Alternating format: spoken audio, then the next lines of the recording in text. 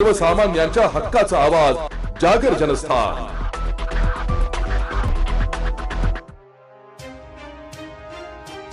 वाढत्या तापमानाने धुळे जिल्ह्यातील निमगुळ गावात सिमेंटची घरे अक्षरशः भट्टांसारखी तापू लागली आहे। दिवसभर रानात घाम गाळणाऱ्या बळीराजाला रात्री घरातही चैन मिळेनाशी झाली आहे।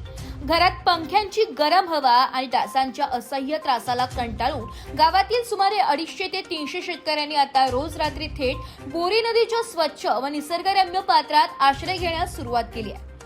प्रगतीच्या नावाखाली बांधलेल्या स्लॅबच्या घरांपेक्षा मोकळ्या आकाशाखालची आणि बोरी नदीच्या काठावरची ही निसर्गाची कुशी शेतकऱ्यांसाठी जगण्याचा मोठा आधार बनली आहे। बोरीच्या पात्रातून वाहणारा थंडगार वारा शेतकऱ्यांच्या वेदनांवर आणि कष्टांवर जणू फुंकार घालत आहे। या नैसर्गिक विसाव्याविषयी शेतकरी जिजाबराव पाटील अत्यंत कृतज्ञतेने सांगतात, दिवसभर मातीत राबल्यावर इथल्या थंडगार आणि डासमुक्त वातावरणात अंगावरचा सारा थकवा कुठल्या कुठे पळून जातो। इथल्या शांत झोपेमुळे सकाळी उठल्यावर नव्या उमेदीने शेतात राबण्यासाठी शरीराला ताजी ऊर्जा मिळते। आधुनिकतेच्या आणि वाढत्या तापमानाच्या उकाड्यात होरपळणाऱ्या माणसाला शेवटी निसर्गाच्याच मांडीवर खरा आणि हक्काचा विसावा मिळतो।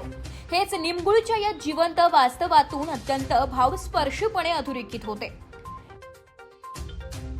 नमस्कार, मी दिलीप कांतीलाल किवसरा।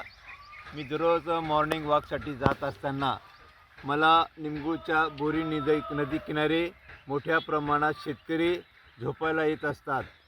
हे शेतकऱ्यांचं सगळ्यांच्या घरी स्लॅबचे घर आहेत, परंतु काय घरी पंख्याची हवा गरम असते आणि बऱ्याच वेळेला मच्छरसुद्धा मोठ्या प्रमाणात असतात।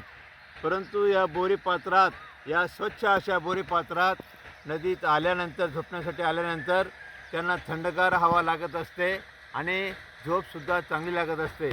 संपूर्ण दिवसभर ते काबाड कष्ट करत असतात आणि इथं आल्यानंतर सगळा थकवा निघून जात असतो, अशी प्रतिक्रिया शेतकऱ्यांनीसुद्धा मला दिलेली आहेत।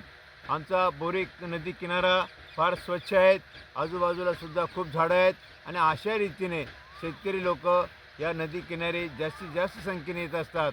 मी त्यांचंसुद्धा एक प्रकारे हे कौतुक करतो, कारण की अशा रीतीने शेतकऱ्याला कोणती भीती न बाळगता आणि कोणतंही हे न पाळता ते येतात आणि आपला थकवा किंवा आपलं जे संपूर्ण दिवस जे काबाड कष्ट केलेले असतात ते निघून जात असं त्यांनी मला सांगितलं। तर अशा रीतीने आमचा बोरी हा जो परिसर आहे, स्वच्छ सुंदर असा परिसर आहे। आम्ही तो जास्तीत जास्त अशा रीतीने पुढे सुद्धा ठेवण्याचा प्रयत्न करू, अशा रीतीने बोलतो आणि थांबतो। मी जिजाबराव दयाराम पाटील, मी एक शेतकरी आणि आमचे दादा आले तर त्यांचं असं म्हणणं आहे की शेतकरी राजा खूप सुखी आहे बा। सुखी तर आहेच, पण कसा सुखी आहे? रात्री आमच्या बोरी पात्रामध्ये आम्ही झोपायला येतो, बोरी नदीमध्ये। की आमची बोरी नदी एकदम स्वच्छ आहे, जी झोपण्यायोग्य नदी आहे ती किती स्वच्छ असेल बा असं। आमची बोरी नदी एवढी स्वच्छ आहे की लोक रात्री, बघा तुम्ही, येता अजून लोक कमी होऊन गेले। सकाळी जे लोक जॉगिंग करतात ते निघून गेले। आता आम्ही बी निघण्याच्या तयारीमध्येच होतो, पण आमचे दादा येऊन गेले। तर दिवसभर आम्ही काबाड कष्ट करतो, तरी पण आम्ही रात्री नदीत येऊन असंच गार झोपतो। झोपण्याचा मुद्दा असा आहे की नदी पात्रामध्ये अशी शुद्ध हवा येते, दुरून एकदम थंडगार हवा येते आणि मच्छर नाही, काही नाही। स्लॅबचे घरं तर सर्वांचेच राहतात, पण स्लॅबच्या घरांमध्ये सुद्धा या दिवसामध्ये पंखे गरम हवा फेकायला लागून जातात। तर आम्ही नदीत येऊन असं अनुभवलेलं आहे की खरंच आम्ही स्वर्गामध्ये झोपतो बुवा, असं आम्हाला एकदम आमच्या मनाला वाटतं। आम्ही ना कुत्र्याला ना कशाला भ्याता, ना आमच्या इथं काही त्रास ना काही, तर आम्ही असं बिनधास्त नदीमध्ये रात्रभर असे झोपून राहतो आणि सकाळी उठल्यानंतर आम्हाला अशी एनर्जी प्राप्त होते की आम्हाला कामाला एकदम असा वेग वाटतो। आणि जे दिवस आहे आता एवढा पारा चालू आहे, 44, 42, 43, 45पर्यंत पारा चढून जातो, तरी आम्हाला रात्री असं वाटतं की आम्हाला की एकदम असं 11 वाजेपर्यंत गार असं थंडगार वाटतं, ना पंखा ना काही, तरी आम्ही असं नैसर्गिक जे असतं की जसे लोक जंगलामध्ये राहतात ते कसं नॅचरली नैसर्गिक राहतात, तसं आम्हाला गावात राहून आमच्या गावाला एकदम भाग्य आहे.